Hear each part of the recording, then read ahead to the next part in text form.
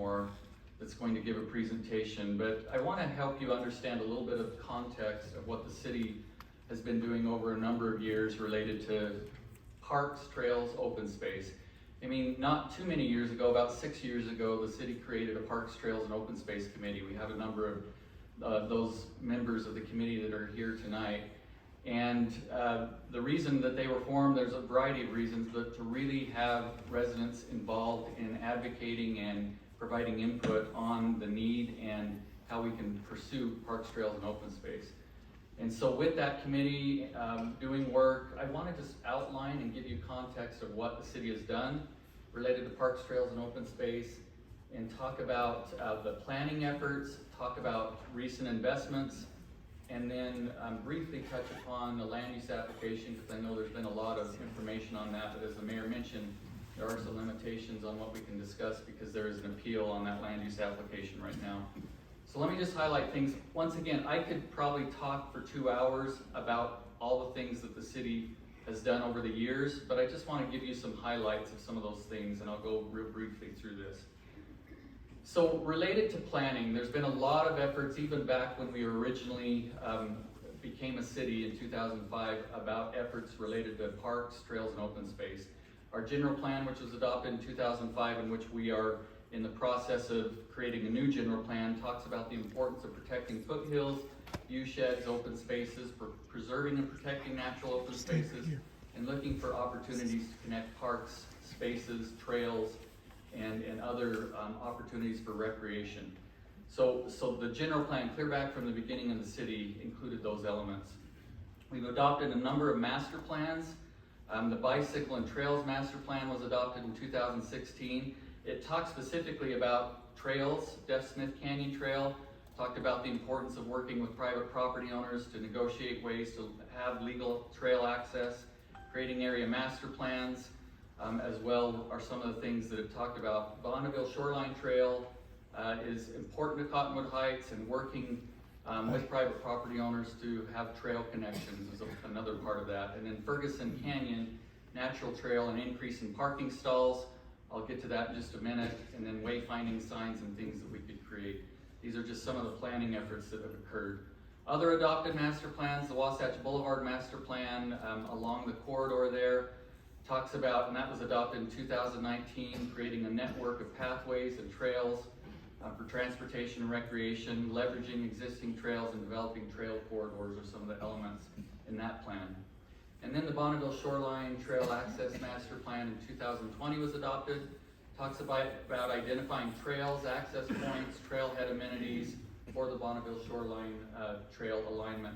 This picture here shows some of those elements that are included in the plans. Once again, these are plans that identify areas where we can look at those aspects. Also in the Parks, Trails, and Open Space Master Plan, which was fairly recently adopted in 2021, it also identifies future trailheads and natural trails throughout the city. It also acknowledges, as the mayor mentioned, private property rights and the importance of this issue. In the state of Utah, and there's been a number of discussions with legislators about this, the cities cannot go and condemn property for trails and open space or parks. It's not allowed, and so there's been a lot of discussion about that. So basically, a lot of it has to deal with negotiating and working with private property owners, and that covers the whole state. It's something that we can't go in and enforce or acquire property or obtain property through legal means in that manner. We do most of it through negotiation. Recent city efforts, so moving to this, some of the things that we've done, and you're probably familiar with a lot of these. The Ferguson Park and expanded trailhead, we worked with Salt Lake County and were able to recently develop a 5-acre natural off-leash park. Including in this is adding 50 additional parking stalls for the Ferguson Canyon Trail as part of the trailhead element. In addition to that, the Little Cottonwood Canyon Bonneville Shoreline Trail property acquisition, we worked with Utah Open Lands and procured some funding to acquire 26 acres of undeveloped land. Councilmember Christine Michael was heavily involved in this, our Parks, Trails, and Open Space Committee. And so we purchased that property, which is an important southern end trail access for the future development of Bonneville Shoreline Trail. We expended funding for that, and we've also secured additional funding through the state of Utah to continue efforts to acquire where we can. This is just some of the property area that we acquired on that south end near Little Cottonwood Canyon. We recently purchased the Dover Hill Drive Park, and it will be developed in the upcoming year or two. It's 2 acres that was purchased from the Church of Jesus Christ of Latter-day Saints as they had a decommissioned meeting house. So a new city park will be under construction along with the development that's occurring there. A portion of the property was purchased by private developers. And this is pictures, these are pictures of this. We've also included some grants that we've obtained to put some wayfinding signage, working with the Parks, Trails, and Open Space Committee, and so we've identified areas and procured funding and have been working on those wayfinding signs. So then the last part of my presentation on the Des Smith Canyon subdivision, many of you were probably aware of this process. We had, well, back in the 1970s, the Golden Hills Canyon subdivision was approved through Salt Lake County. So it was for 8 lots. It was approved way before we became a city, and back in 1970, and it includes, this picture shows the lots. Homes, or lots 1 through 4 currently have homes on them. Lots 5 through 8 remain undeveloped. They're accessed via a private road on Golden Hills Canyon Road. Little Willow Creek and Des Smith run through the subdivision, and then the boundary on the other end is a Forest Service property. The request was for preliminary plat approval to consolidate 3 existing platted subdivision lots. One of the aspects of this, and you can see this, the print is a little bit small, but on this plat, there's wording that talks about Golden Hills Canyon Road is a private right-of-way and is not dedicated to the public. It's for the private use of the homeowner. So even though there is an access out to a public road, that's part of what was adopted in the county back in the 1970s related to this. In addition, the Planning Commission deliberated on it, and they approved it with a very important condition. The condition was to provide trail easement dedication acceptable to the city. And I want to underline that acceptable to the city. That determination has not been made acceptable to the city, but that is a condition of that preliminary plat approval. And that's something we have to deal with. We have limitations on what we can talk about with that tonight, because even though that was approved through the Planning Commission, there is currently an appeal on that application. And so, once again, as the mayor mentioned, we have limitations on what we can discuss and answer questions related to that, because there will be an appeal process that will occur most likely in June, where a hearing officer will hear that appeal.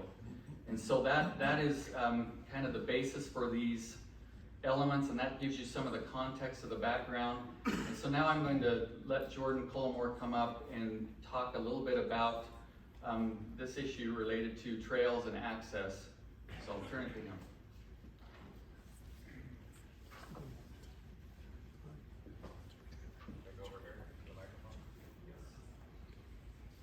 Okay. All right. Well. And down. Okay. Perfect. All right. Well, thanks everyone for having me. Again, my name is Jordan Cullimore. I'm the lead attorney in the Property Rights Ombudsman's Office. I don't know if you do this for all of your speakers, but thanks for naming the room after me. That was nice. No, I was talking about with my dad on the way here, and I think he says he thinks I'm second cousins with Kelvin, if you know Kelvin Cullimore, so we're related somehow. I know a lot of you have been talking with people in our office. There's me, and there's Marcy, and there's Rick. And probably, as I understand it, as we've talked, you guys, both from the city and property owners, residents have talked to some of us. I do want to just point out that this is a general training, so you're going to see things in here, and I'm sure everyone's going to read it according to what they're thinking about, right? But I am not suggesting anything one way or the other. I was just asked to come and provide a general training about the doctrine of roads by public use, which everyone seems to agree, while the courts haven't spoken specifically to it, everyone agrees that pedestrian ways, bike trails, livestock trails, those all fall into the rubric of a road for purposes of this doctrine, right? And the courts haven't told us otherwise to this point. So we look at the doctrine and we apply it accordingly, right?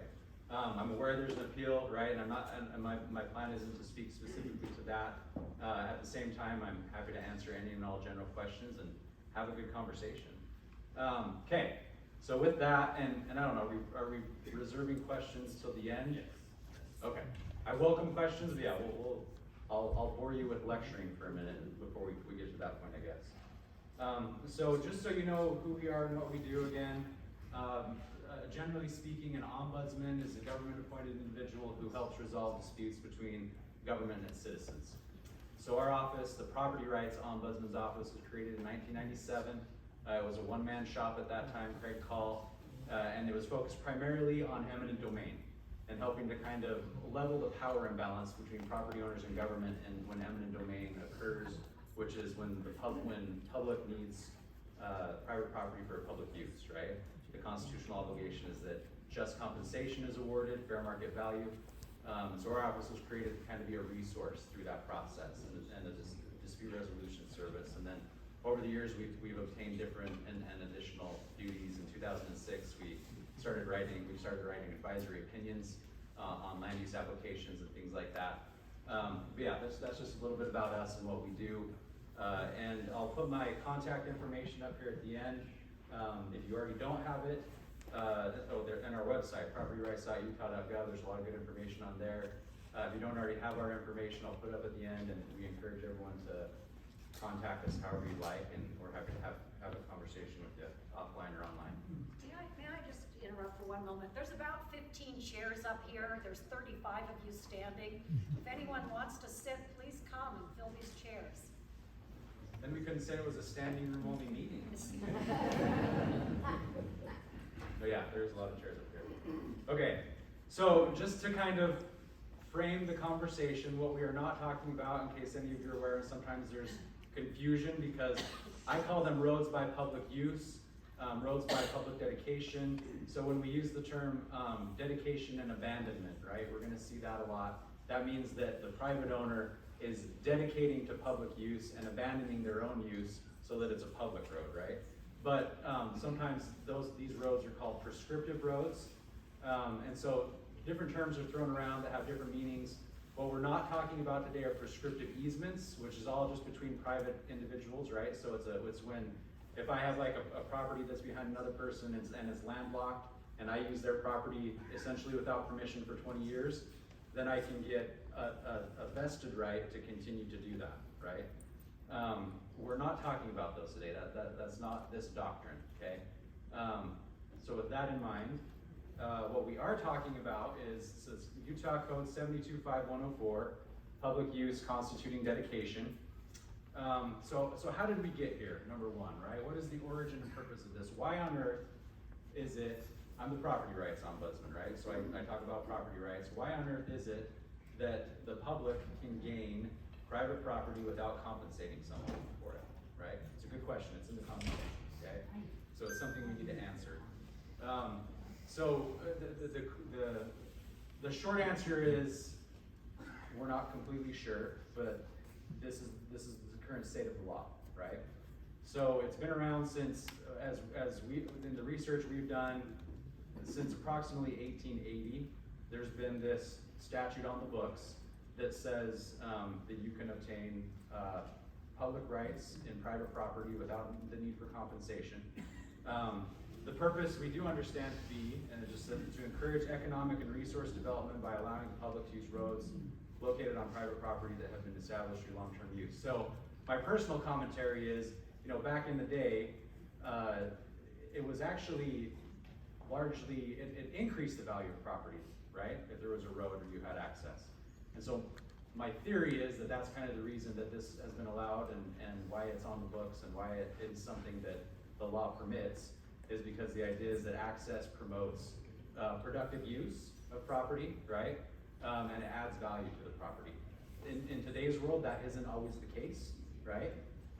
But the statute has simply never been challenged constitutionally, and so here we stand today. So with that, what does the statute say? So establishing a road by public use, this comes from the statute. It says a highway is dedicated and abandoned to the use of the public when it has been continuously used as a public thoroughfare for a period of 10 years. Okay, so that's the statement we have, and it outlines 3 required elements, so we're just gonna walk quickly through. There has to be a public thoroughfare, it has to be used continuously, and then it has to be used additionally for a period of 10 years. Okay, so the first one, public thoroughfare. So what the courts have told us and how they've interpreted this statute over the years is there must be some pass-through or passing or travel from point A to point B. So it can't just end in the terminus, right? And with no public interest access kind of a thing, right? So a case that we have that kind of illustrates that is this one from 1955. There was an alley that terminated on private property. The court found that the road led to no place of public interest, right? And in a cul-de-sac, because of that, they determined it was not a thoroughfare, right? It just provided access for specific reasons. The quote there, the mere use by the public of a private alley in common with the owner of the alley does not show a dedication thereof to public use or vest any rights in the public to the way. So that's the idea behind a thoroughfare, that it's the point A to point B and there's some destination that the public is seeking, right? Beyond the thoroughfare.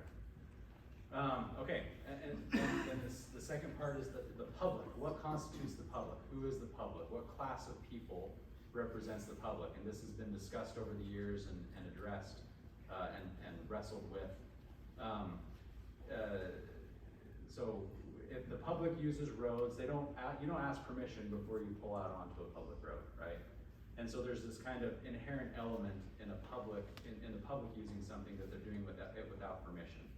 So if a property owner gives everyone permission to use their land in a certain way, then it never becomes a public thoroughfare because it's a thoroughfare that's been being used by the permission of the owner, right? So it has to be done without permission. The general population has to be considered the public, and that kind of relates closely to their passing through for some reason. So, there's this case from 1968, owners of the property abutting or straddling a rural road and their personal visitors were not members of the public generally. They were, owners of adjacent property and their invitees, right? So they didn't constitute or compose the body of the public. So for purposes of the statute, they were in the public. Adjoining owners typically have a documentary or prescriptive right or permission to use the road. So those are kind of the generalities of public thoroughfare, and I hope you're writing down your questions if you have any. This is the point where I'd say, does anyone have any questions you want to talk about it? But by the way, land use trainings do not usually bring out this many people. Land use applications do, but trainings do not. So it's awesome to see this many people here and this level of interest. But okay. So how do you establish it then? So the second element, continuous use. Was that the second? Oh yeah, we were just on the first. Okay, so the second is continuous. Okay, so this is what the statute says. The requirement of continuous use is satisfied if the use, two does there, my apologies, is as frequent as the public finds convenient or necessary and may be seasonal or follow some other pattern. So over the years, the courts have kind of looked at this and said, hey, does it have to be constant? Can there be, breaks? And what they've ultimately decided on is it can be intermittent, right? Based upon what the needs are of the public, essentially, for it, right? I mean, roads close down in the winter, trails close down in the winter because of you're not able to pass. The typical scenario, right? Seasonal use of the road can be continuous. The example would be for hunting season, right? There's a lot of roads that are established and used in September, October, or whenever hunting season is, whatever it is you're hunting, right? As long as it's used by the public for that period that it needs to be used, that is sufficient to continue the time necessary, right, to establish the public use. That was usually pretty simple, straightforward, and it can be seasonal. Okay, so for the period of 10 years. So we're not looking only at the most recent 10-year period, right? It if you have the evidence, right, you could say, hey, this was established between 1910 and 1920, and then, you know, for the rest of the time, as long as it continues to be used the same way, right, then it stays a public road. That's up until this legislative session, it would stay a public road until the governing body, the highway authority, abandoned it or vacated it. This year, there's a rule going into effect that says if it hasn't been used for 50 years after the dedication, then it goes back, right, to the property owners. So that's kind of a new rule that we don't have a lot of experience with. But otherwise, if you can establish that the elements of public thoroughfare and continuous use were established for a period of 10 years, then it becomes a public road. And the issues typically arise the further back you're looking to try to establish that 10-year period, just because the evidence comes a little more remote, right? People pass away with direct knowledge, and different things happen. Okay, so with that 10-year period though, what often does come up, and what often is a big question, is whether or not the 10-year period was continuous or was interrupted, right? Yeah, to prevent the 10-year period and start over the clock, essentially. Okay, so interruption, the idea of a property owner, what do they have to do to interrupt public use? It kind of has a tumultuous past, right? So up until about 2008, courts had different opinions. You know, it was kind of just on an ad hoc basis almost, right? Like they looked at the conduct of the property owner and tried to determine what the intent of the owner was. They looked at conduct and testimony and tried to decide, okay, was there an interruption at any point that would have restarted the clock of 10 years? And so in 2008, the Utah Supreme Court, they tried to be helpful, right? And they said, okay, we're gonna create a bright line rule. So this was the rule they created: an overt act that is intended by a property owner to interrupt the use of a road as a public thoroughfare and is reasonably calculated to do so constitutes an interruption sufficient to restart the running of the required 10-year period under the dedication statute, right? So they put that in place. In 2011, the Utah legislature got involved. As I understand it, there was kind of this conversation of, it's the whole, if a tree falls in the forest, does anyone hear it, right? So let's say a property owner goes out and follows all the rules, right? They block it off, and they figure that it's reasonably calculated to stop the public, but no one sees it happen. Then it's he said, she said, right? Someone could come along and say, hey, we've been using this for 10 years, and the property owner says, no, I blocked it off every year on May 1st, right? Or whatever. It just becomes a battle of the two opinions, right? About who said what. And so, you know, the legislature stepped in and said, okay, they passed in the statute that we've been talking about. They said, okay, interruption only occurs if there's actual interruption, so a documented case where you stop someone from using the public thoroughfare, or alternatively, they had to give 72 hours of notice to the highway authority. So the highway authority is the governing body with jurisdiction over the road, right? Maintains the road, takes care of the road, whether that's the city, the county, or the state, UDOT, right? So for, you know, trails and roads in the city, it would be Cottonwood Heights, obviously. So they'd have to give 72 hours of notice to the highway authority, and then they'd have to man a barricade for 24 hours. But the catch was, and the catch-22, is that the highway authority came out and demanded the barrier be removed, then, you know, the owner needed to remove it, kind of a thing. So it created this, almost a scenario where someone had to be civilly disobedient, right? To be able to cause an interruption. So that lasted for a few years, and there was conversations about it, and then in 2020, there was another amendment that the legislature passed, and it essentially rolled back the standard to what we had with Oakleberry, right? So you undertake an overt act intended to interrupt the use that is reasonably calculated to interrupt the established pattern for a period of 24 hours. But, you know, to cover for the tree falling in the forest, no one hearing it, it did also say you also have to let the highway authority know 72 hours in advance that you're going to do it, right? So kind of document that. But it took out the part where the highway authority could demand that it be taken down, essentially. And so that's how it stands today. So this is, I bring this all up just to say, yeah, that's what the current standard is. but there are arguments to be made that if someone was trying to interrupt sometime between 2008 and 2020, maybe there are some different rules that might apply, right? Depending on the specific case. Can I ask a question? And I know your, training, we were thinking about 20 minutes. Am I going over? I'm sorry. For your, and I don't mean, the reason I think that there's a lot of people in this room who have asked me a question that pertains to this area. So I believe that I'm asking a question that is on the mind of a number of people in this room. And that is on this very thing that you're talking about under 72.5104, the continuous use as a public thoroughfare is interrupted when, and you cited the three things. Every time I've read and reread this, I've seen the word "and." So all three of these elements are necessary for what supposedly a judge would consider interruption. It's not do one of the three things. All three things must be achieved. And since the city of Cottonwood Heights is the land use authority. The highway authority, right? Excuse me, the highway Yeah. authority. Then in order to have a successful interruption, the city of Cottonwood Heights would have to be notified that the interruption is occurring. Right. Is that? Yep, am I as of understanding? 2011, yeah, the city would have to have received notice, That's right? as of if you want to 2011. Yep. Thank you. Yeah, good question. Okay, I'll try to hurry up, sorry.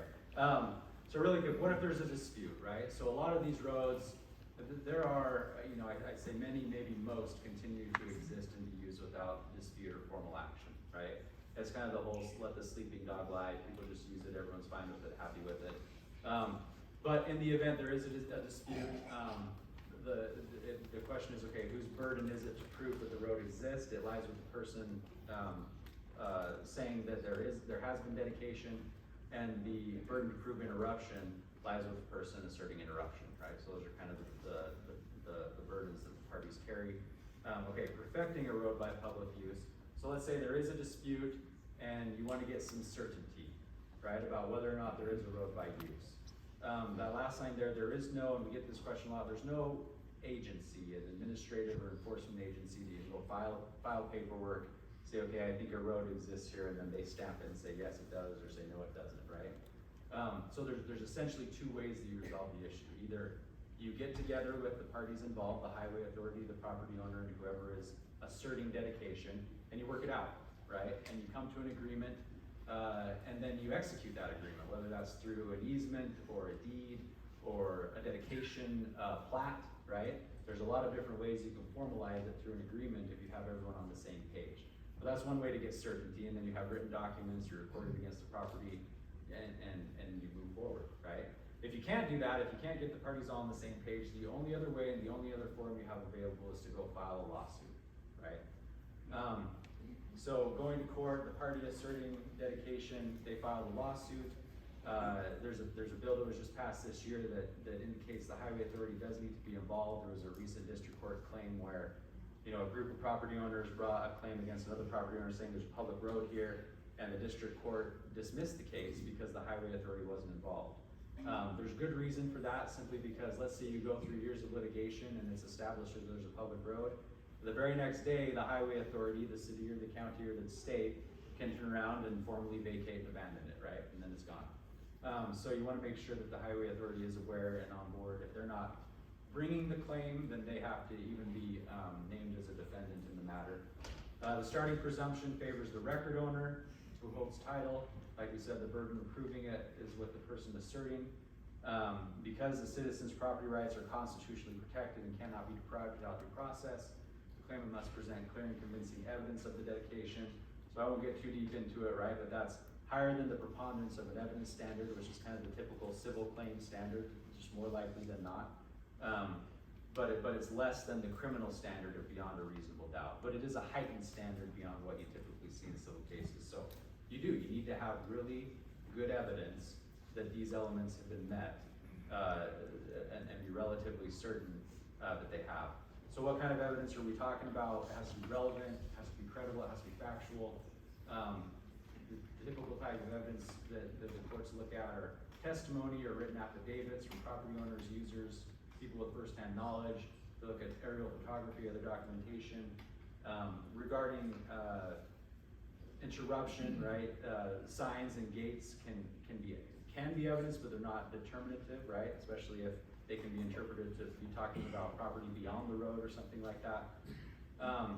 Here's a quote from a 1968 case that I thought encapsulated it pretty well. Is there sufficient evidence by competent testimony by witnesses who are not self-serving to show by clear and convincing evidence that the public generally, not just a few having their own special private interests in the road, have used the road continuously for 10 years? So essentially, if you're going to court, you want to make sure that, you know, it's very heavily dependent, the outcome, on the facts and circumstances of the individual case, and you want to make sure you have a lot of good, credible and available evidence to support the claim. One case I recently read, I think there was 60 witnesses, right, that they put on the stand to give their testimony and present evidence. Anyway, so there's what I have. Sorry if I was long-winded, I apologize. There's my contact information, and I'm happy to answer any questions.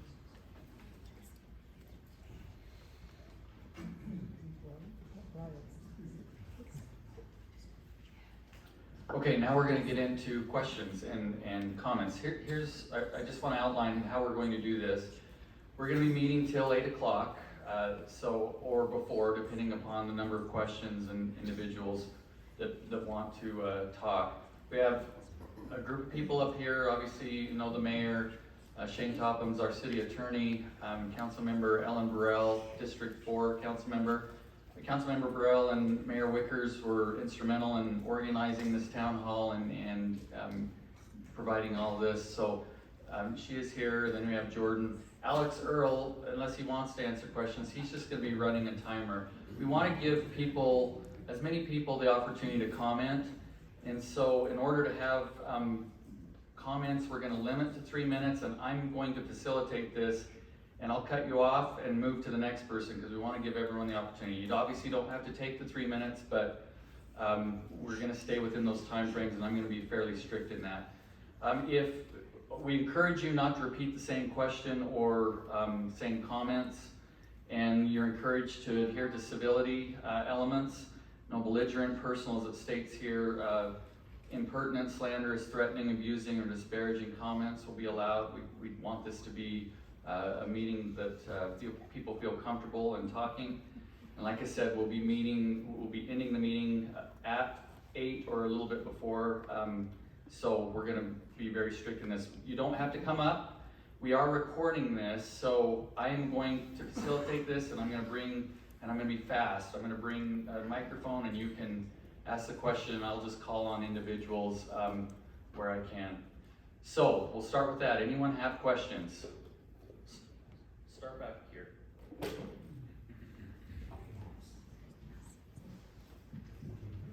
And hold the microphone up, then it'll turn on. Hold it up and it'll turn on. Okay.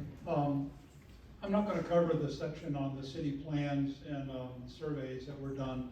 I think City Manager Tingy did a good job in emphasizing that the residents of the city for a long time have appreciated and want to appreciate access to trails.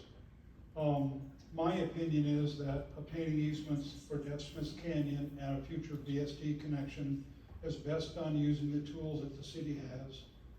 These tools must be used appropriately and effectively and immediately.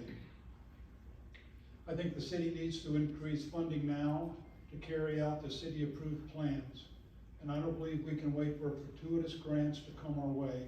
We now need a commitment for long-term funding, not only for trail and trailhead construction, but maintenance and enforcement of regulations. So I think we got great plans, but I think we need to amp up our funding so we can actually get things done more rapidly. And again, I'd like to reiterate that I think the city's ordinances are in place to help guide us through getting easements. But that's my opinion. Thank you.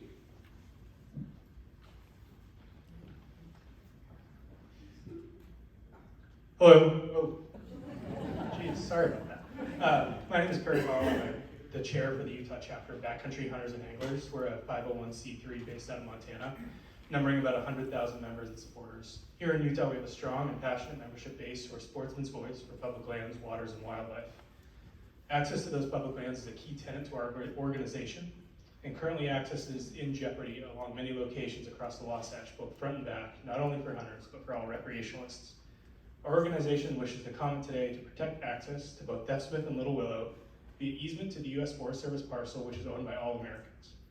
The Wasatch is a special place where backcountry skiers, climbers, trail runners, hikers, hunters, wildlife viewers, and all recreate within minutes from a major city. Deaf Smith Canyon lies within one of the most well-known archery hunting areas in the West. When you mention the Wasatch Front extended archery throughout the West, people think of healthy populations of mule deer, large bucks, and incredibly challenging terrain. As we continue to build and develop in the foothills, we won't run into wildlife impacts, concentration of species, and human-wildlife conflicts. We want to urge the council to add a condition to the final plan to include a permanent easement in perpetuity through this property. This easement will protect future improvements and connectivity with the Bonneville Shoreline Trail and maintain access to Deaf Smith and Willow Canyons for all recreationalists. We continue to face threat of access loss through many neighborhoods along the Wasatch Front. Let's not add another trail that will end up with us telling our children or grandchildren how special Deaf Smith Canyon was 20 years from now. I know I would rather much be able to show them that firsthand. Ross, you'd indicated, do you want to comment? If I could, but I think I can lose 3 minutes. Can I come up? You're free, I that's. would love to. I like to face everybody when I'm speaking. I was actually asked by. Is this on? Oh, good. Good to see you, Spencer. Thank you, Will, for your comments. I appreciate that. I was asked to just go over a little bit of history about the long fight about Deaf Smith Canyon. So if you want to know the ancient history of Deaf Smith Canyon, perfect, read a book. There's several novels out there. The Lady in the Orchard is one of them, mentions Deaf Smith Canyon. Other books are all of the hiking books that have ever been published about the Wasatch Front give exact details of exactly how to get through Deaf Smith Canyon. It's a canyon that's been used for ages. Now specifically, I'm only going to talk about the facts I have in hand, and those facts are, in 1952, the United States government, on a regular basis, publishes maps, USGS maps, and the USGS quadrangle Draper from 1952 specifically shows all of the roads that are in the area. Along the foothills, there are 2 roads. One road leading to Ferguson Canyon, and the other road leading up Deaf Smith Canyon. It's been there forever. Now, in 1968, a permit was applied for, and it was applied to, it was applied to the canyon. I got confused. I saw somebody back there I haven't seen in many years, and it was really a pleasure to see you. That threw me off. In 1968, the neighborhood was laid out. A letter was sent by Salt Lake County to the Forest Service, and the Forest Service responded, hey, we need access to those canyons. We need it for access for hikers. We need access for trail maintenance, and we need access for fire mitigation. And as some people who have been here as long as I have, which is 40 years, I moved here from Chicago with my wife 40 years ago, was going to stay for 2 years and fell in love with this area. The Forest Service specifically requested that access be granted to both those trails. Well, unfortunately, it wasn't done. There was no specific easement granted. What was done was the trust who sold that property, and I don't know if you know which trust I'm talking about, and I'm not going to go into that, but the trust who owned all that property in that area maintained the 4 lots at the base of Deaf Smith Little Willow Canyon and agreed not to develop them. Okay? That gave us access, no problem, done. Then in 1992, the property was sold to an individual who, if you read the articles in the newspapers and you read the comments, that were given by the landowner, was he bought that property not to develop. He bought that property solely for his refuge. He wanted it as personal space, and it is a beautiful space. Let me just interrupt for a second. Councilmember Burrell had asked you to share some comments. We're gonna give you 2 more minutes if you're. Perfect, that's all I everything in need. the group, there's 5, but. So anyway, I got involved in 1992 at that time with Edie Wright. Edie Wright is the woman that was responsible for creating Golden Hills Park. We all wanted to save access to Deaf Smith. That access to Deaf Smith needs to be maintained. It's a road that's been used not just 10 years, it's been used for a long period of time. In 1976, when RS 2477 was repealed by the federal government, the wisdom of Utah Public Lands was, hey, we don't want to lose these roads. We want records of these roads that have been used at least 10 years previous to 1976, back to 1966. If you go on Utah Public Lands website, it specifically shows the trail up Deaf Smith, and that was from 1966 forward. Now we're only talking about a need of 10 years. Now the question is, at the Planning Commission meeting, the directions were given, we could only find 7 hikers that hike that canyon on a regular basis. We see no need for a prescriptive easement. And the other comment was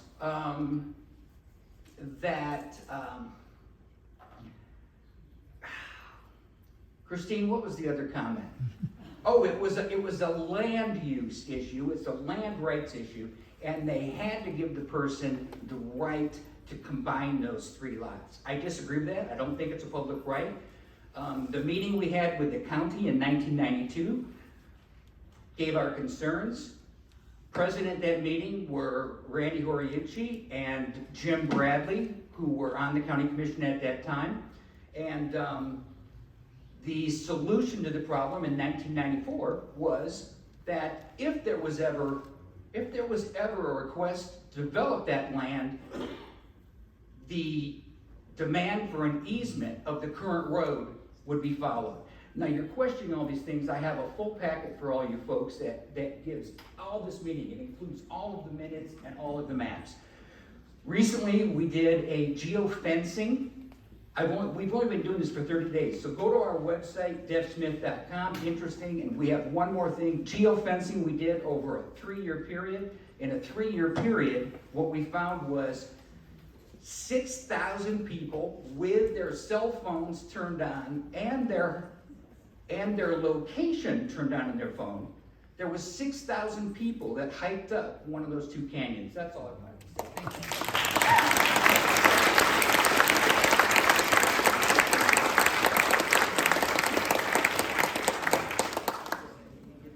Thank you.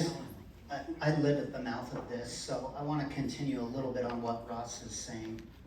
The landowner who has owned that land since 1992 absolutely treated that like it was an extension of his yard. Refuge, I think was the word you used. On our little private road, we split the expenses. We're a private community, and we split those expenses 4 ways. So if he is going to claim that these lots were developable that entire time, we should have been splitting those expenses at least 7 ways. There's another lot, another lot that we're not even talking about, so it could have been 8 ways. But it's been 4 ways the entire time.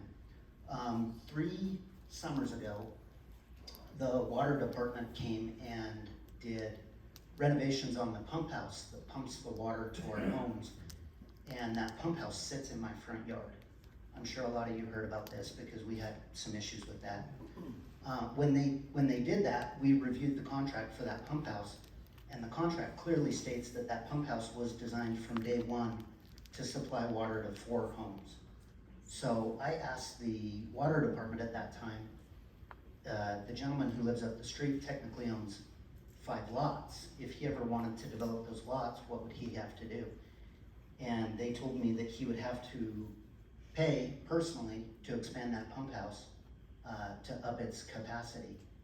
And I made a phone call to him at that point and made him aware of that, because the renovations on that pump house were extremely inconvenient for me and for my family.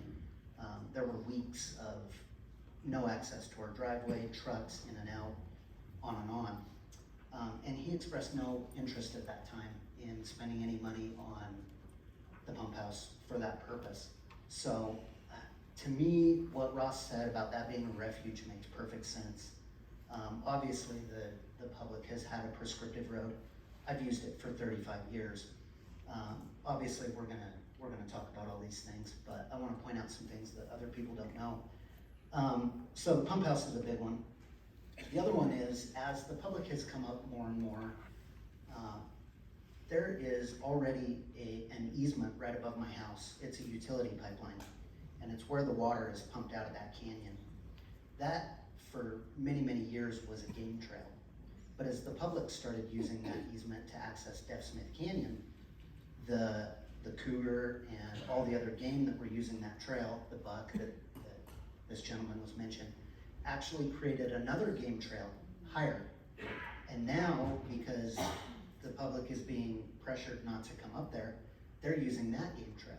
And that game trail keeps getting extended further and further. I shouldn't say extended, but is being used more and more further into the canyon. So my number one concern for you guys is public safety.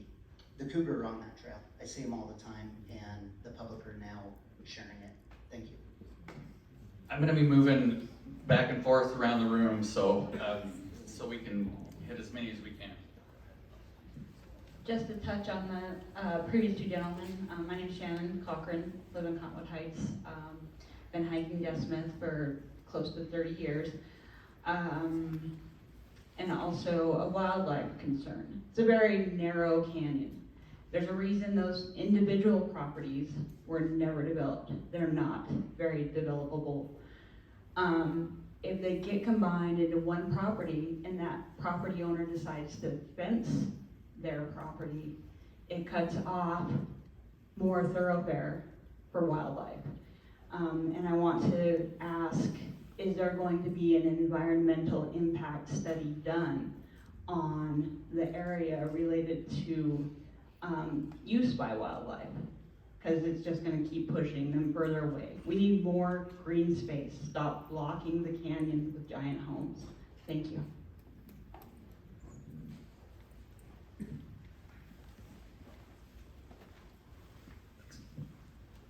Hi, I'm Jerry Walkerman. I live on Kings Hill Drive.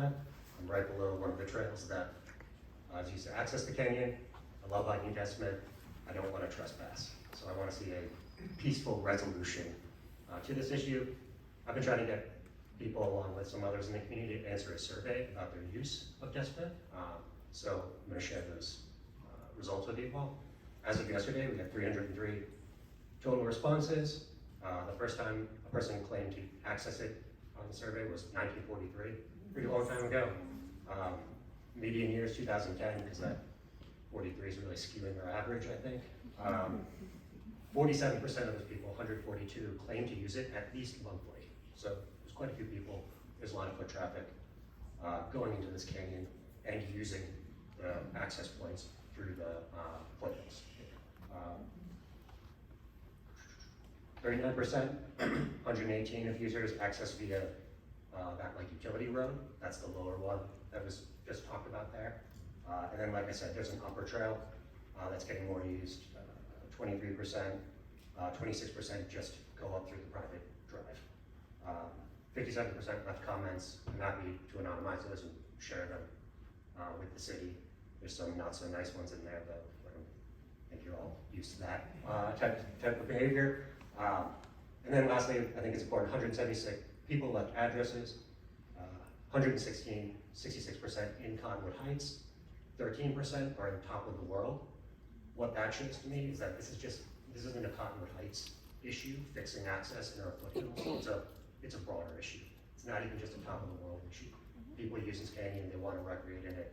We really need to kind of find a solution for access to it. Thanks.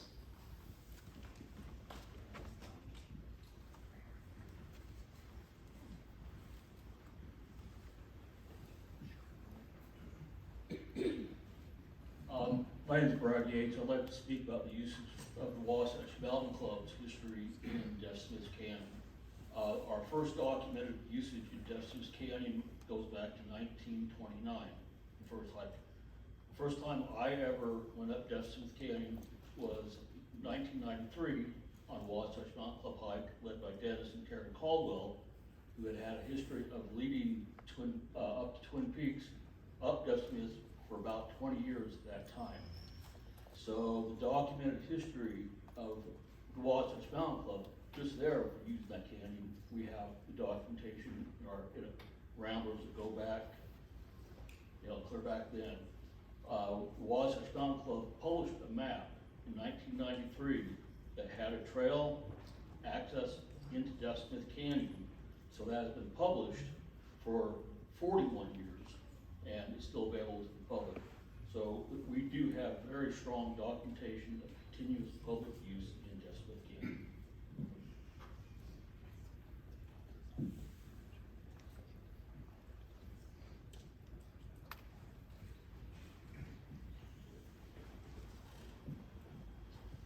I've only lived in Cottonwood Heights for the 30 years, and I have seen some of the trails that I live on top of the World Drive, and I have seen these trails in use constantly over that 30 years. I have never seen any major obstructions. Also, I've enjoyed walking the foothills myself. And recently I see, if I were to choose the path that I have chosen before, there is a large area that has become private property, and it is now fenced off and being developed as somebody's really very nice extension to their yard. Now that is all about property rights. I understand that situation. But I have never seen any interruptions in 30 years for people walking behind there until a lot of this has come up. And now I've become talking to quite a few neighbors because I walk my neighborhood.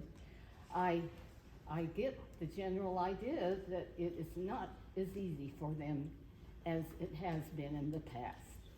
This is something I observed. No problems until recent.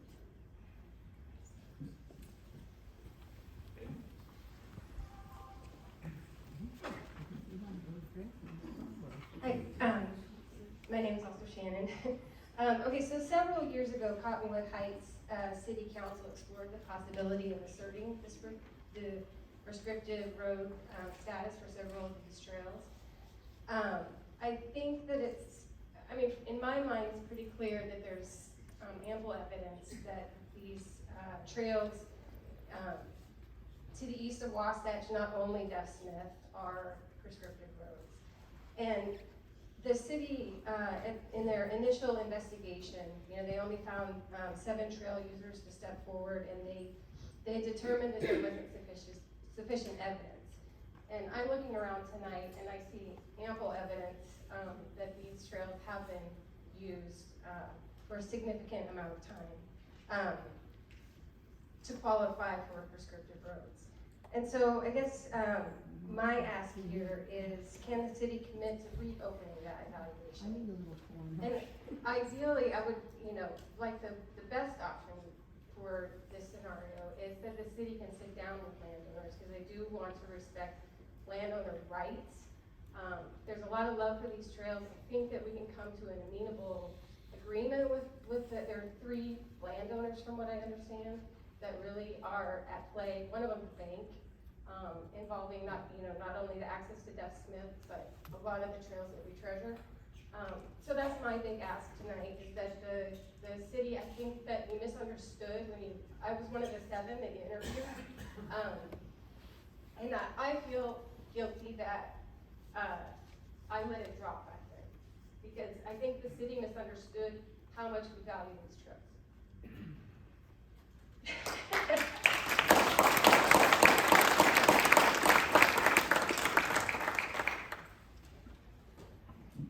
Thank you. My name is Kathleen Reeby, and one of the questions that I received numerous times is that there's a rumor that they're going to combine 3 lots. So my question is, what would be the process for them to change the zoning? Is it zoned for a property that is that large?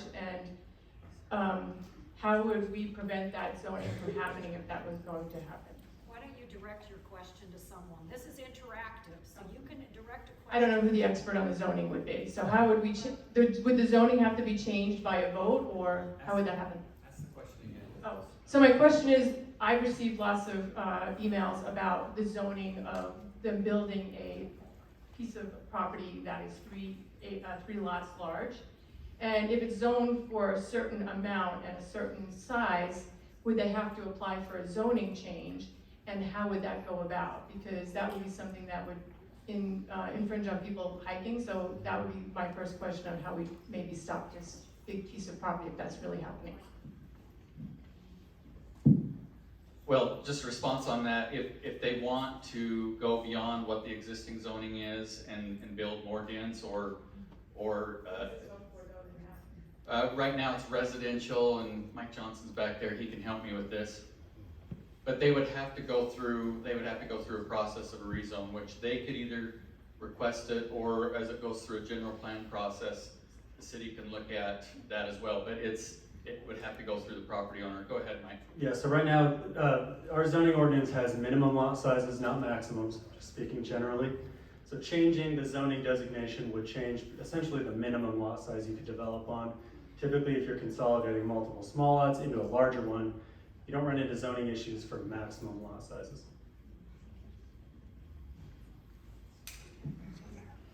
My name is Patrick Campana. I grew up in Dynasty Way, and I've been hiking up Desmond's Canyon pretty regularly for about 27 years.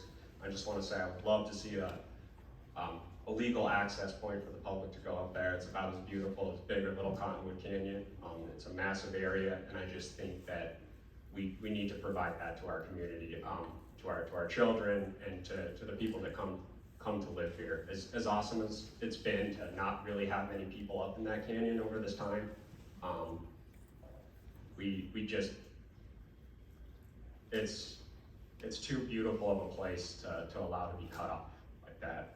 And the other thing that I wanted to say is that there's also several established climbing routes up there that have hardware with probably manufacturer dates on them that you could look up and see that it's from the 1960s and 70s.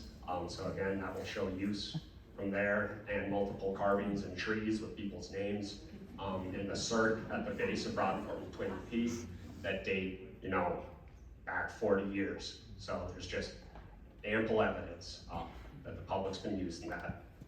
So that's all I have to say. Thank you.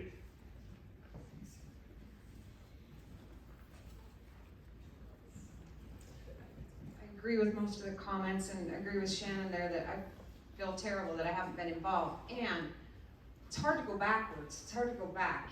We're talking about, I don't know how many people are applying for this, so it's hard to go back with that big of a property. And is there a maximum house size or lot that we are allowing people to build on? Is that any regulation that we have, or zoning issues? There's not a hard maximum in terms of lot size or building size. It's more based, especially in the foothill areas, on natural constraints on these lots, steep slopes, undevelopable areas. There's waterways running up through here. So it's based on how a home can be accommodated on a given lot. Like I said, there are minimum lot sizes, there are minimum setback standards, there are maximum building heights, but there's no maximum footprint size per se. So if a home can be designed to mitigate hazards and fit on a lot, it would be allowed to have a permit on that lot. And that applies anywhere in the city. Hi, my name's Dave Nealon. I live up close to the top of the world, and I walk it 3 miles every day with Dexter. And people that live up there probably see me and say, "Get that old man off the damn road," because he's always in the way. But Tim, the slide you had up there about that parking area that was built for access to Ferguson Park, the land that is immediately east of that parking area is quite a ravine. And for a Nazi like me who hates litter, I stopped there one day because I saw a couple beer cans, and then when I picked those beer cans up, I saw maybe 300 beer cans down on the bottom of that ravine. I've cleared at least 3 full-size garbage bags full of beer cans and bottles out of there. I would love to hear comments from the landowners directly impacted by this, because I think one of the reasons access was closed off to Deaf Smith was because at least at one point the owner of property directly affected got tired of all the garbage that was being thrown in that person's property, and nobody should have to deal with that on a regular basis. And I, as a member of I will pick up somebody else's trash every day because I don't want to look at it tomorrow, so I'll pick it up today. There needs to be a plan. God bless the city leaders, and I know you try to do a wonderful job, but after a while it comes to the public to get involved, and I'm willing to get involved because I live literally right around the corner on Escalade Avenue, and I will help pick up the damn trash because it's what I do when I walk Dexter anyway. But I think that's a consideration that we need to discuss out loud. I would love to have the Cottonwood Heights newsletter, without actually identifying the individuals directly involved, that one of the reasons that we are concerned about this open access is because of all the trash that will be left behind, because they may say they're environmentally sensitive, but there's too many hikers that all they want to drink, get high, whatever, and leave their garbage behind for somebody else to clean up. We need to discuss that topic, and again, all the landowners that will be directly impacted probably are concerned about that going forward. Thank you.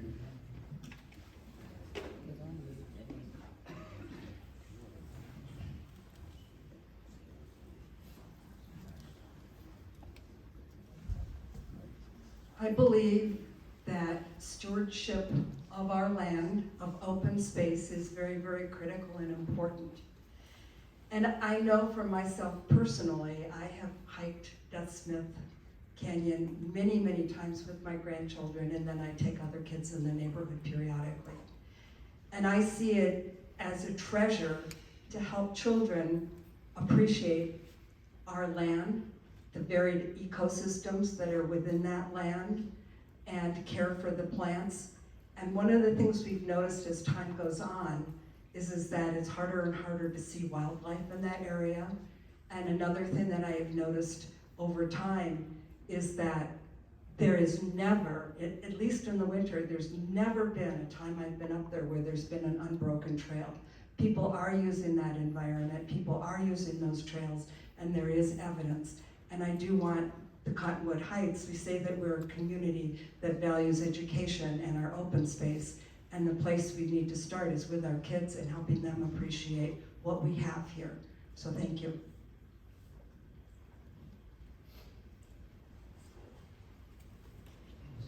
Hi, I'm Scott Cuthbertson. I live on Alpin Way, just down the road from Deaf Smith Canyon.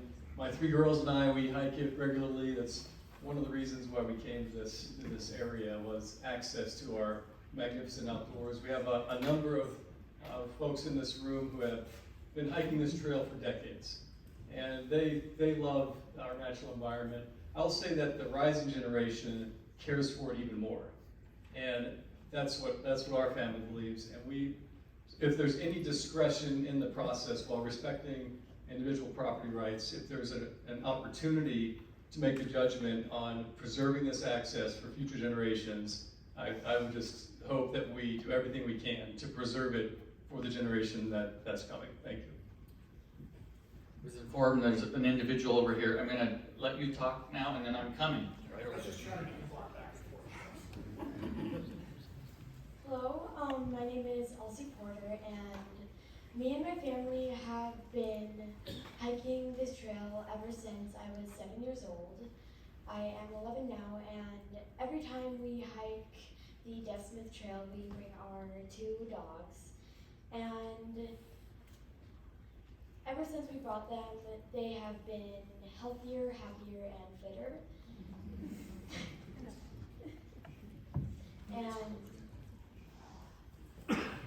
And every time we go down that trail, we try to pick up as much trash and garbage as we can.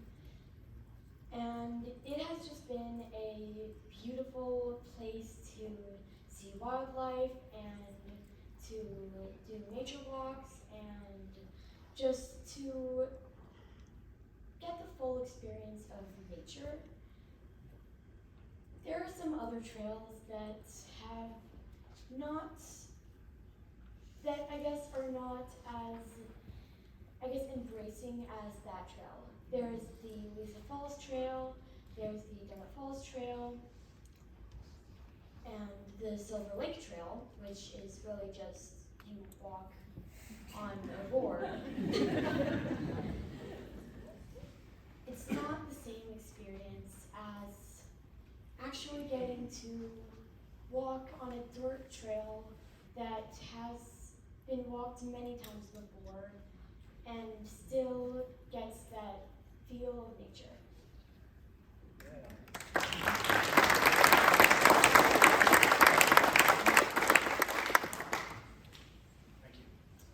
My name is Matt Urick. I live on Kings Hill Drive. I've been hiking up Deaf Smith Canyon for the better part of 3 decades now. If I bought 3 undevelopable lots, I would be begging the city to bail me out too. I'm not opposed to development of those lots.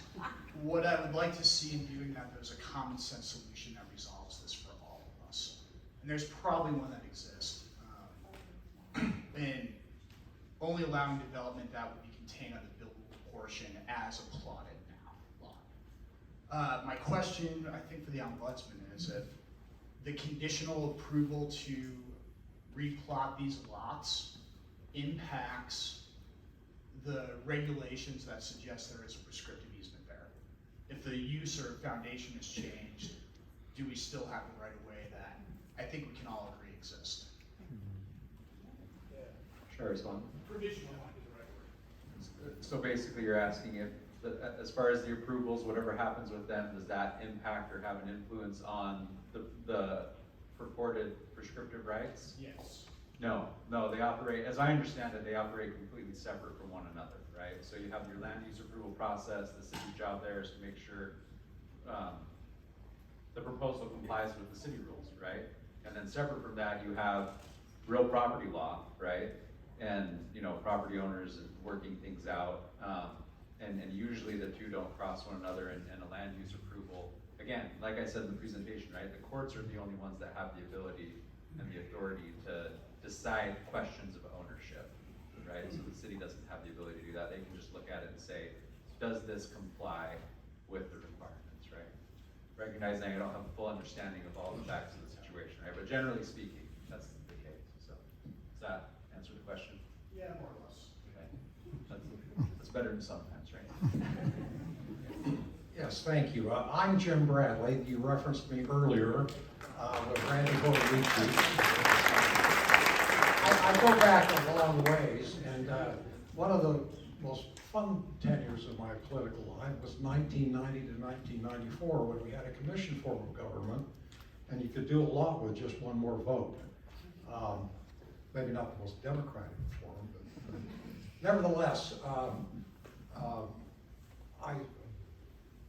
during that time we were able to pass and develop, I think, the first protection of the foothills with our foothill and canyon overlay zone, which was a bold attempt to try to minimize people from climbing up the mountains to build a house as far up as high as they could go. And believe me, we had people who wanted to, one was called Eagle Nest, where they had a flat piece of property up high, but the only access was if they built an elevator. They still wanted to do it. So anyway, that's an extreme example, but and let me also say this, that we the county, and well, let me say this too, I am not representing a county position by any means. It's me as a person, not representing the county. They have not dealt with this issue, this specific issue at all. They have no position on it. So I just wanted to make that clear. But I feel very strongly about this. We've been good partners with Cottonwood Heights over the years too, in terms of helping to secure open land nearby, building as much trailheads we can along the Wasatch. So I'm very proud of what we have been able to do. There's always much more to do. This is probably a great example of the frustration and the challenges you have in terms of trying to implement good public policy, but also protect the rights of people to own property. Now, we got a long and great lecture on property rights, and appreciated that, Mr. Cottonwood. But also, I think, in fairness, you could correct me if I'm wrong, that a great deal of that legislation and court action since then really deal with areas in southern Utah and vast areas where they want to continue to have roads, because that's the only way to get to places. I don't think it really is as applicable to a major metropolitan area like this of over 1 million people with the closeness of this majestic range we have here. And it just invites people to come and enjoy it. And so we have an obligation to make that work, but we also have an obligation to make property rights work as well. I'm wondering, okay, here's a question, okay, because that's what give me another 10 seconds. Okay. The confluence of Deaf Smith Creek and Little Willow Creek is right on, I believe, the eastern border of one of the 3 parcels. And that confluence comes together and bisects that, it is the northeast parcel. And and those are seasonal and intermittent streams, I understand that. But nevertheless, I think building on that, and I don't know what your building codes would allow, but I suggest you can't build a house over that. And if that's true, that parcel becomes less useful. And rather than going through a prescriptive use process, which could be very expensive and long, is the property owner willing to look at a right-of-way in exchange for something in that particular parcel? Because it's not useful in terms of a house, but it certainly is useful for the purpose we're all here today. Thank you. I want to make sure I'm trying to get as many people as we can, so I'm sorry if I miss you, but we'll go here and then I'm going to head back to that direction. And I know there's a question, maybe we'll get to that in just a minute. Question. Go ahead. Hey there, I'm Shaylee Wagner. I'm actually new here in Cottonwood Heights, fairly new. So first I just want to say thank you to the Save Deaf Smith people for the signs, because I really didn't even know that this was happening. So thank you for that. I love the suggestion about the wildlife impact study, to find out what's going to happen there. So just want to make those statements. And then in reference, addressing the trash and litter issue. We moved here from a tiny little town in Texas, and even that crappy little town, quite frankly, had a Keep Our Town Beautiful Day every single month, and we had loads of kids looking for community service hours who were very willing to go out and pick up trash. I would think that most of us who go out on the trails on a very regular basis, I'm out there almost every day, I would think that most of us would be willing to contribute to that also, so I certainly hope that, and I love the people here in the gathering, so that's wonderful. So I did have a couple of questions for the ombudsman, just to clarify a couple of things, so that might be helpful. So the first thing is, I'm going to say all 3, so maybe you can address them. So the first thing is, if you could give a couple of examples of what an actual overt act to interrupt the 10-year period would be, I think that would be great.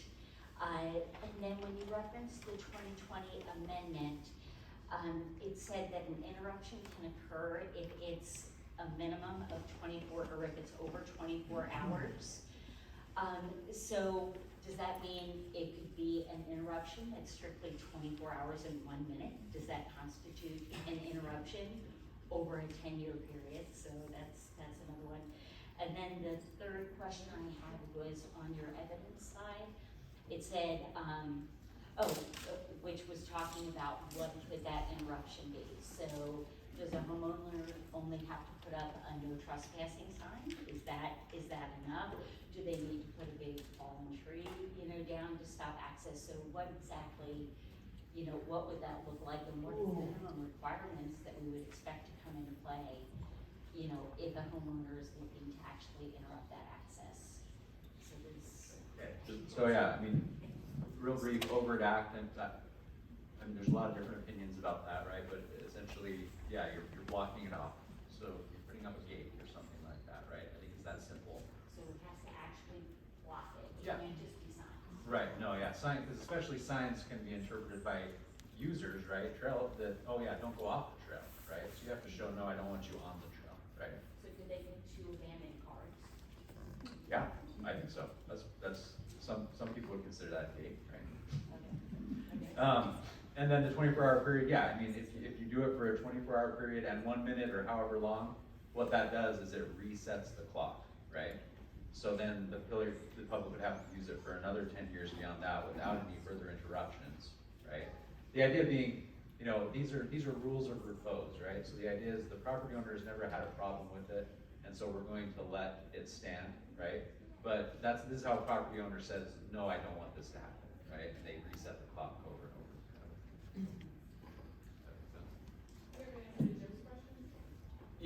Yeah, Michael answered Jim's question, and then I've got 3 right here and 1 right here, so I'm gonna just wrap it around here. And I'll answer again generally, not specifically related to the land use application pending appeal, but development around open natural waterways, creeks, etc., do have to abide by a minimum setback from the top of the bank of those creeks. So that is yet another a hazard that needs to be dealt with in the development process. But I think for residential development, it's 20 feet from the top of any open waterway, any bank cannot be developed, and they would need to maintain that setback away from that area.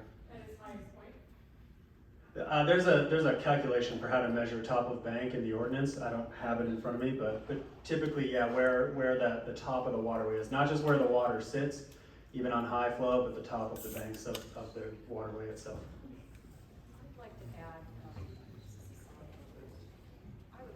I would like to add, maybe this is a bit for Senator Reedy and for our council member, Jim Bradley.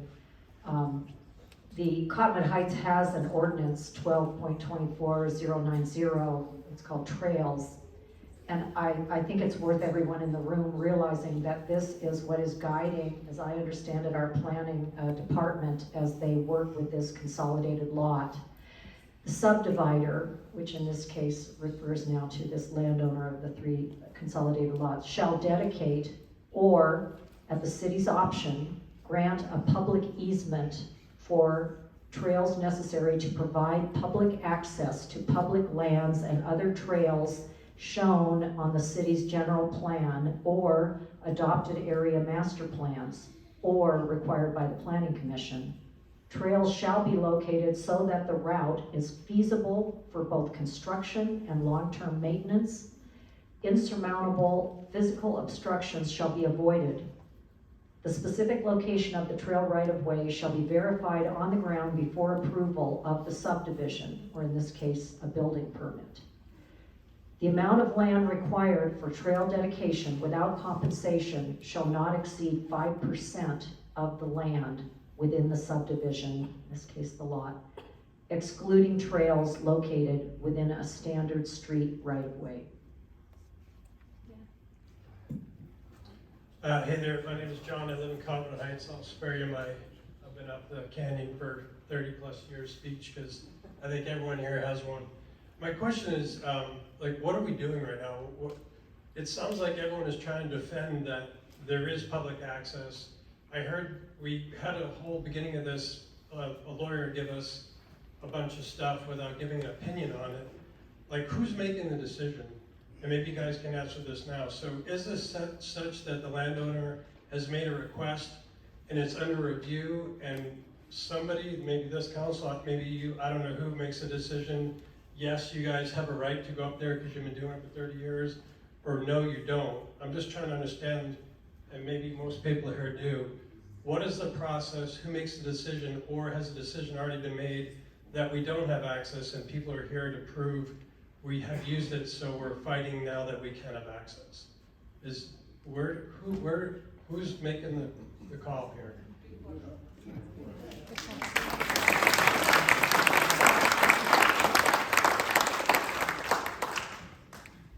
Good question. I thought I was lost. Well, in a sense, I think anyway, let me address it this way. So when the original request to combine 3 lots into one, came to our planning department. That then became a planning commission decision. It didn't go to the city council. It's a land use. There isn't a zone change. If there's a zone change, that has to be approved by the council. To combine 3 lots without changing zoning, that needed to go to planning. It did. The planning approved the combining of 3 lots into one with a condition that there would be a city-approved dedicated access easement. So From public roads or just on that lot? on that lot. So that lot would have to provide a dedicated, now when a prescriptive, maybe our ombudsman wants to can tell you the difference. A dedicated means it's literally now going on the title. So on the property, the legal description of the title would include that easement. And so the planning requested that it had to be city approved. The first request wasn't city approved. So what you probably have seen, it didn't make a lot of sense where they requested it to go. So our planning commission is working, our planning director, economic director Mike Johnson is working with the homeowner to find an acceptable to the city place to put that dedicated access easement to provide access to the canyon. So that decision by the planning commission was appealed. Shane's yelling at me if I'm saying too much. The decision from the planning commission was appealed. We have a hearing officer who had to recuse himself. We've got a new hearing officer now that will make a decision based on a hearing that will take place in June, early June is what I've been told. And so, on the lot consolidation, yeah, this has nothing to do with the overall discussion that we've had tonight. This is. All right, so there's still no access to the canyon even with that easement because that's just the property. You still can't get to the property. Yeah, that's just the property. What you said is the only way is to go through the courts.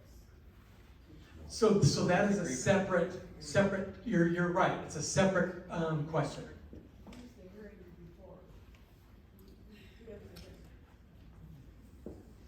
Yeah, it's just the hearing officer. And that is not me, by the way.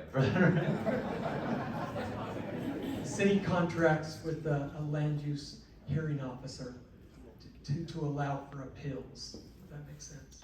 So the city deals with the lot, but not the access that we feel we rightfully have. Is that correct? Yeah, Shane, why don't you go ahead? The only thing that is before the city right now is the consolidation of 3 lots. Theoretically, a house could be built on each one of those 3 lots into 1 lot, where only 1 house could be built. But as part of that process, the landowner has to provide city-approved access across the lot that connects, that allows the access that has been used historically. And so that process was underway. An appeal was received on whether the lots should be consolidated. And so the city has pulled back from those discussions with the landowner until we see whether the lot consolidation is approved by this hearing officer at a June hearing. The reason we use a hearing officer, that is required by state law. When decisions are made by the city's planning commission and by city staff, there needs to be a place for appeals to go, and by state law, we're required to have somebody to hear those appeals. And so we, in most cities, use a law-trained lawyer who's well-versed in real property law to hear that appeal and make a decision. If anybody is dissatisfied with that decision, well, then there's a further appeal right to district court. From my perspective, the lot consolidation is independent of the trail issue. The lot consolidation is squarely within the city's bailiwick. The trail issue is not, as has been explained several times by the ombudsman. There's only two ways for this public trail to be legally recognized. One way is for the city trail users, landowner, to come together, come up with a voluntary, amicable agreement that everybody can live with. The end result of which would be for a document to be signed by the landowner, creating a formal easement or dedicating, deeding this access way across their property. That would be recorded against title to the property and would be there forever, thereby dealing with the issue of what about our children and others who want to use this in the future. The only other way to do it is to go to court. The city is not a trier of fact. It's fascinating to hear all of this evidence. As a lawyer, I consider it evidence. I consider all of you to be potential witnesses. But the city can't make that decision because not only is the issue whether people have used this right of way for the required 10 years, it has to be continuous, no interruption of 24 hours can have occurred. The city, during that time period, or the time period starts over again. The city is not a trier of fact. That's not a city's function. That is a court's function.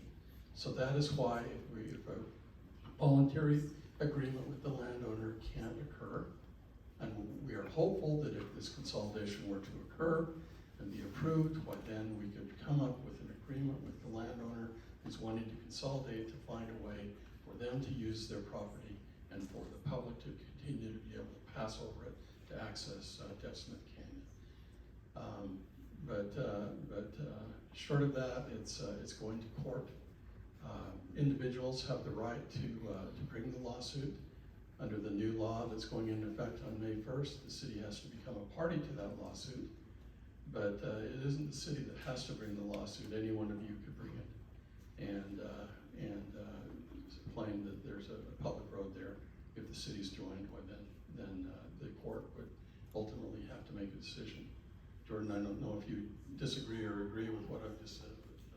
Is the city willing to do this? That is a great question, and that is a city council decision. That has budgetary implications. It has implications of whether the city takes the side of trail users or takes the side of landowners. So that is a city council decision. I can tell you that in the past, when I spoke with you in February or March or whenever it was in 2019, what the manager and I were asked to do was to speak with anybody that then council member Michael gave to us as somebody who was a trail user, interview them. We gave each person we spoke with a 4 or 5 page questionnaire with a series of questions designed to draw out what their use of the trail was. The Deaf Smith Canyon Trail isn't the only trail. There are other trails on the foothills. We were trying to understand who used what trails for how long, starting when, have they ever seen interruptions. All of those things that we've learned tonight are pertinent to the issue of whether there's a public trail. What we were instructed to do is to gather that information and then go back to the city council. And if the city council approved, why we would then go to landowners and sit down with them and say, hey, we've met with a lot of people. They have provided written documentation. They're willing to sign affidavits. They're willing to be witnesses in a trial that this is a public trail across your property. So what can we do about this? Are you willing to give us a permanent easement across your property? We may be able to include a relocation clause so that when it comes time to develop your property, if the trail's smack dab in the middle and there's another way, feasible, equal way to get across your property to connect to wherever the public wants to go on the other side, why then can we do that voluntarily, landowner? If the landowner said yes, why then we would work on that. If the landowner said no, why then we would have to go back to the city council, who would have to decide whether to spend city resources to enter into what somebody has said would be a very long, expensive lawsuit with 60 witnesses. It's a fact-driven lawsuit. It's not a lawsuit that can be won on summary judgment. It's a lawsuit that would have to go through trial, then appeals. So that's one of the cases that the ombudsman mentioned, the Oakleberry case. I think there were 3 or 4 appeals of that went up to the Utah Supreme Court. It went on for, what, 6 years, 8 years? Did the council record the decision back in 2019? I beg your pardon? Did the council record the decision back in 2019? No, there was no decision made because So you never brought it to we the- were told to go out and gather evidence. We gathered evidence and we ended up talking with probably, I think, about 12 or 14 people. Shane, let me see if I can probably answer the question that I know every one of you are asking. So one of the unique factors about our current city council is, including myself and the other 4 members, none of us have been here longer than just over 2 years. So we were not here, we were not here in 2019. This was when we took office. This was not an issue. It's the first time that we heard about it was 4, 5, 6 weeks ago. As mayor, for the council to make a decision for the city to lead an initiative, we would need 3 votes. 3, a majority decision from the council to do a city-led effort. I am willing as the mayor to be one of those votes. And I assume that we will probably get 2 others to enact a city-led effort to create a private access easement to Decimus Canyon.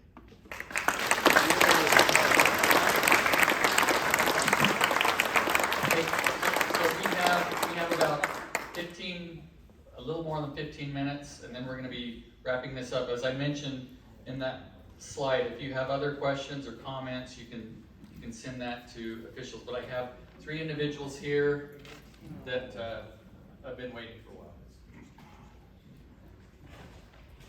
My name's Hal Rosen. I'm a 47-year resident of Cottonwood Heights City, but I also have a unique position. I'm on the board of directors, or board of trustees, of the Big Willow Irrigation Company, which comes out of Deaf Smith Canyon.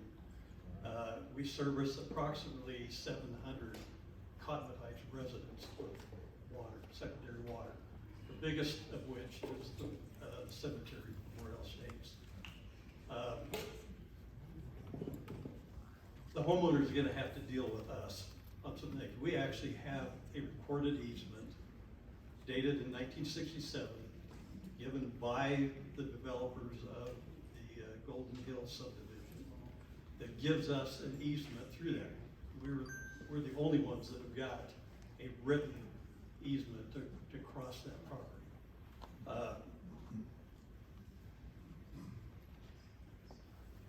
I know the homeowner has got to deal with us. The homeowner is also, I've seen some things where they know they've got to deal with what's been talked about here. An easement, access to that canyon. I've seen some things that talk about a lack of a bridge coming down that stream. She's not a member of our board of directors, but is our assistant secretary, who's lived here her whole life and is very familiar with that. There used to be a bridge up there. My suggestion is that whether that comes from the city, and one person has suggested the city better fund this, but a bridge ought to be built up there, because what's happening is some people are taking and throwing logs across the water, damming up the water, which impacts our access or our water flow. And so please be aware of that. Please be aware that there's 700 users using that water that comes down through there, and it becomes expensive. Big Willow was actually formed in 1896, long before any of us were born. It's been there a long time. A lot of that is original piping that was built by pioneers that were masters at what they did. So please be aware of that as you're up that canyon. So Al, do you want to Thanks. I'm John Knobloch. I don't live in Cottonwood Heights. I live in Mill Creek, but I am chair of Trails Utah, which is a nonprofit that advocates for trails, and also on the Bonneville Shoreline Trail Committee. And so Trails Utah certainly wants to try to ensure that there's access to these trails up here. And there's a couple of points.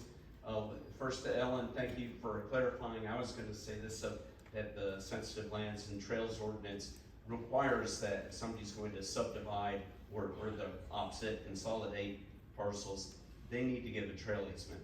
So that's works in our favor, right? But we still need to get to that junction of Little Willow and Deaf Smith Canyon. And there's two ways to get there. And one is the road, and the other way is coming from Golden Oaks along across the, somewhere near where the pipeline goes, the water pipeline that we just heard about, or further up on the hill. And that landowner potentially may try to have some sort of subdivision, in which case that landowner could give an easement associated with that action. Now that's all uncertain at this stage of the game, but that's one way that we could get access to Deaf Smith, and also possibly an easement that would allow construction of the Bonneville Shoreline Trail from Deaf Smith all the way over to Little Cottonwood Canyon.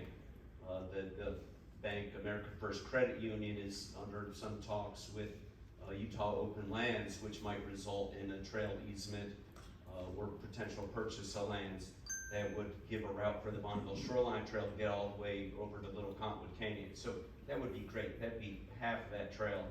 And you know, that's in the works. It's all uncertain as to whether things will consolidate, come about.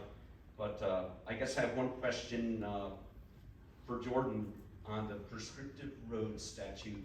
So Jordan, thanks for your informative talk. And so does that apply to pedestrians, or can it be for, or is it only required for vehicular use for the prescriptive road statute? And in this case, where we have a road that just goes up and only gives access to Forest Service land above and beyond, would that potentially be applicable to that situation also? Yeah, I mean, it sounds like you have a destination that the public's trying to get to, right? Yep. And then the other question was, oh, pedestrians only? Well, so I mean, it's designed for a road, and this, we're talking about the 1800s, right? So that was when the statute was created, and so, you know, the courts haven't said otherwise, that people, you know, a road could be a pedestrian way, it could be for bicycles, wagons, cars, you know, any advances in technology. So horses, yep, right now I think, yeah, anything that the public is using as a thoroughfare would fall under that rubric as we understand it right now. Hi, I'm Chris. I'm a resident of Cottonwood Heights, and mine is really broadly, it plays off some of the comments that have been made, but I've been engaged with the city at various meetings like this and other roles for about 10 years. And we have plans in place and we have committees in place. At what point do we take a more proactive role, like the Bonneville Shoreline Trail is a great example because Sandy, Draper, Mill Creek have taken, you know, proactive stance to make sure that happens. Cottonwood Heights is waiting, it seems like, in my experience, for piece by piece, request by request. You know, at what point is there a trigger to be more proactive as a city? Anyone want to respond to that? You know, we have, this is the Bonneville Shoreline Trail. Okay, and so it has real specific, it's already been identified in the plan where the local, there's a difference between local trailheads and regional trailheads. And so we know, you can go on, you can look at it, there's 2 above Top of the World, there's another 2 above or at the end of Kings Hill Drive. Actually, one at the end of Kings Hill Drive, one at the end of Kings Hill Place. So there's been a lot of work done, and it's a great question, you know, will the council dedicate, you know, the funds to be able to advance the kind of precise work that has been suggested in these various master plans? So I appreciate the question. One of the restrictions, just to let you know, when the council goes into a closed meeting, one of the reasons that we do that is property acquisition. And so there's reasons that you can't talk about property acquisition, because then all of a sudden you're driving speculation and pricing, and so there's reasons for it, and I think they're good reasons. Just know that those conversations have been and are currently taking place. Okay, so I have 1, 2, 3, 4, and then we're probably gonna have to shut this off because we'll be out of time at that point. So just to let you know, if you have any other comments or anything, you can feel free to share with us later. I don't speak just for myself. I speak for all the kids that hike. I live across from a trail. I don't think it has a name. I live across from it, and I hike that all the time with my brother. And I know countless kids who go sledding there and hike up there so many times. And I just think that should be known.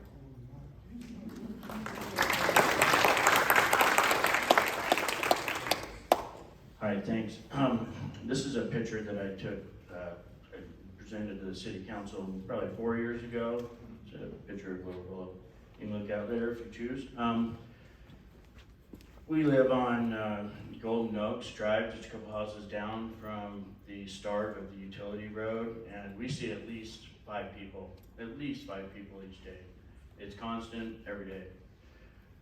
This is something that I've thought about for a very long time, and to see it come to this moment is interesting. I think this that if further development could have been done on the hillsides, it would have already been done. We shouldn't be building a house in the mouth of Little Willow Deaf Smith Canyon. It's inappropriate, and I think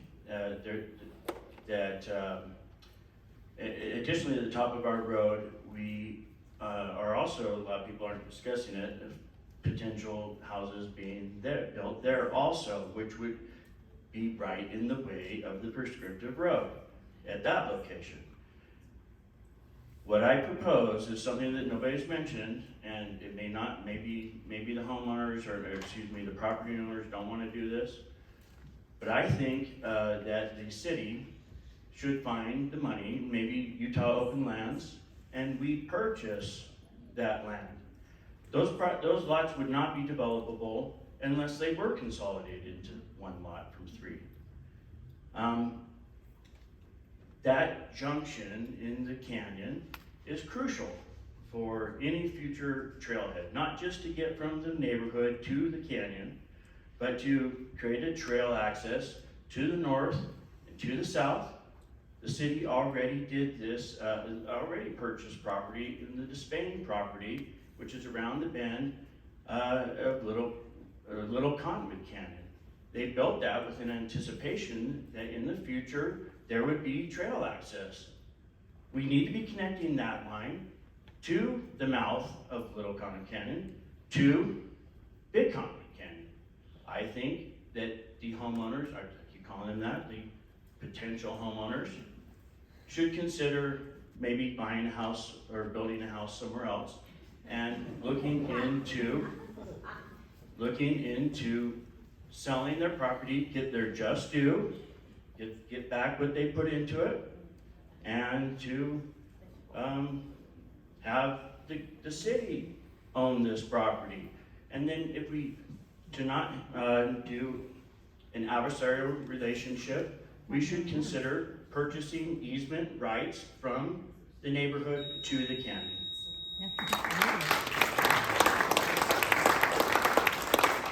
My name's Thomas Kirkson. I'm a resident of Top of the World Drive. So just wanted to emphasize 2 points. So there's other communities, and this was brought up, that they found those solutions to incorporate public use into those areas. So on my last time down Dimpledale last week, it was very apparent that at every block, at every intersection, there was that access. And so that access was more of inviting instead of saying, hey, I'm a prickly porcupine, don't come here, because the more that you try to control that, we're just gonna we're getting more populated, more people are gonna have that access, they're gonna feel that right to that access, and that's just gonna lead to more conflict, more contention on that matter. So that we definitely are at a inflection point. We have to find that avenue to say, hey, these are healing lands, these are areas that we all should have access to, we should all do that. And so I think looking at other areas that have been successful in that, other states say, hey, you have to provide an easement to this public land, whether it's a beach or a mountain or whatever. And I think I know that we have to let the courts take their process in their due time, and it is a slow process, and that's good and deliberate. But at the same time, I think Utah, the county, the city, we have to just say, this is what we want for the future, and continue to work on that. The second point I want to address was the signage that we keep seeing in some of these areas. So I'm grateful for the educational aspect to say, hey, these landowners need to post things. They're trying to play the game to saying, hey, I'm trying to protect this for the future. But at the same time, for those that are trying to be law-abiding citizens, and they see something and they feel that they're going to be arrested or charged, that is not a fair situation. And some of the signs even are convincing that they're a member of, they look like there's the perception that someone of authority is putting it there. And I don't think that that's actually true, but someone is then perpetuating that aspect. And so then that perpetuates sometimes information that's not true, such as watershed, protected watershed, other scenarios that then deprive us of being able to exercise our activities in those areas. So that's what I want to put out. Peter, I'm a property owner up at Kings Hill Drive. I think there's a good way and a less than good way about going about things. Backcountry, Wasatch Backcountry Alliance has been really good to work with. And there's another organization that's trying to put a trail across some properties that isn't quite so good. Cottonwood Heights Trail Committee had a meeting November 29th of 2023. I got the oral on that, and it was so alarming I actually got a transcript of it. In this meeting, they were talking about ways that they could go around the eminent domain law, because there's laws on Utah legislative books that said that they can't use eminent domain to create a trail. But in this meeting, they were talking with Bonneville Shoreline Trail representative, and they were talking about how they can go around it. And the individual stated that they can do that by tweaking borders on the maps, creating scripted easements by adding and subtracting items, and utilizing zoning. And I believe they didn't say in that exactly what it was, but I could just guess it's probably the current push for the sensitive land zoning. But there's a good way and a bad way to go about it. And I think look how Wasatch Backcountry Alliance is going about doing things is probably a good way to go forward. But it is private property, and creating these maps that actually show trails on there and putting them into master plans is slander of title, and it's not a good way to go about things. I'm going to turn this back over to the mayor, and we've got 5 minutes, and we were going to have some time just for some closing statements. If you weren't able to speak, I'm sorry, you can provide input in other ways. So, Councilmember Burrell, do you want to say anything in closing?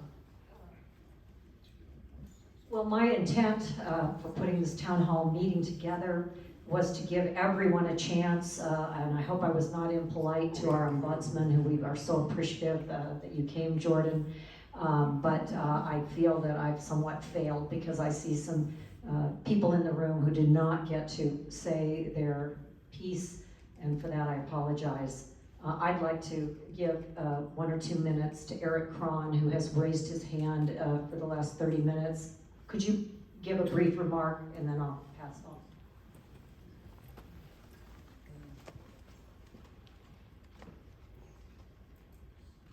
Thank you, Ellen. I just want to very briefly say this meeting actually began with a premise led by the mayor, Mike Wickers, about frame your mind around private property rights. I also want to close this meeting by actually saying, what's the purpose of government? and that is to form a more perfect union. It's not about property rights, it's not about any individual's rights, it's about forming a more perfect union. And that has to do with trash, people's behavior in places where there's no structure becomes illegal, or they think that they're acting illegally when they're going through a public trail. And then private property owners are selling or feeling that their rights are also being invaded or taken away from them. And that is a failure of good government. That is a failure of actually doing what's right. We are a community. We have to come together, and what comes together, Cottonwood Heights, city between the canyons, and there's the big mountains right there on our logo. So when you walk away from this meeting, think about that. What's the purpose of government? Is to form a more perfect union. Thank you.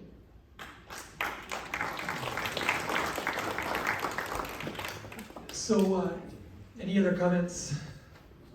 Jordan, Shane? I just want to thank everybody. Obviously, I've mentioned this at multiple town halls. When we call a meeting, this is usually what happens, because we have people that are invested in the place that we all call home, which is pretty amazing. I think Jordan even said, a lot of times he'll go to meetings with just 2, 3, 4, 5 people there. And our community cares, and that's why I think we are making a difference. And I appreciate the respect that everybody gave when you gave comments, because that's how we're going to find solutions, I promise you. And so thank you for your respect and for coming. And anyway, if you give yourself a round of applause, how about that?